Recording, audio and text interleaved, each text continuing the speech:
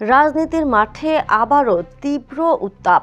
ভিন্ন ধরনের কৌশলে বিরোধী দলকে চাপে রেখে রাজনৈতিক পরিস্থিতি নিজেদের অনুকূলে আনার প্রচেষ্টায় আওয়ামী লীগের লকডাউন শাটডাউনের চাল এখন আলোচনার কেন্দ্রবিন্দু। ক্ষমতাচ্যুত প্রধানমন্ত্রী শেখ হাসিনার বিরুদ্ধে মানবতা বিরোধী অপরাধ মামলার রায় আজ 17 নভেম্বর। আর সেই তারিখ ঘিরেই নিষিদ্ধ আওয়ামী লীগের লকডাউন ও শাটডাউন কর্মসূচির অনলাইন প্রচারণা তৈরি করেছে নতুন অস্বস্তি, নতুন আতঙ্ক। সামাজিক যোগাযোগ মাধ্যমে নেতাদের ঘোষণা, কিন্তু মাঠে মূল্য দিচ্ছেন সাধারণ মানুষ। দেশের নানা প্রান্তে নাশকতা, আগুন, সম্পদহানি, ক্ষতি হচ্ছে জীবনের, ক্ষতি হচ্ছে অর্থনীতিরও।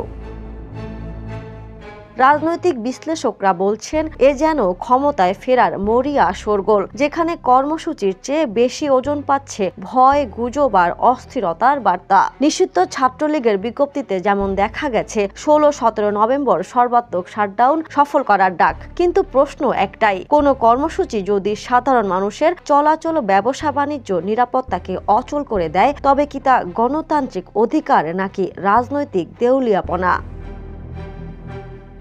দেশ এখন এক স্পর্শকাতর বাঁকে দাঁড়িয়ে। এক পাশে জুলাইয়ের গণ অভ্যুত্থানের স্বপ্ন, অন্য পাশে সহিংসতার ছায়া। সামনে ত্রয়োদশ জাতীয় নির্বাচন, আছে দেশি বিদেশি চাপ, আছে অস্থিতিশীলতারও শঙ্কা। বিশেষজ্ঞদের মত, সংলাপ, সমঝোতা ও শান্তি এখন একমাত্র পথ। কারণ রাজনীতি যখন ভয় দেখিয়ে চলে, তখন ক্ষতিগ্রস্ত হয় জনগণ, আর যখন জনগণই ক্ষতিগ্রস্ত, তখন গণতন্ত্র টেকে না। Desk report, the news. দেশে দেশে সবার সাথে, দ্য নিউজ।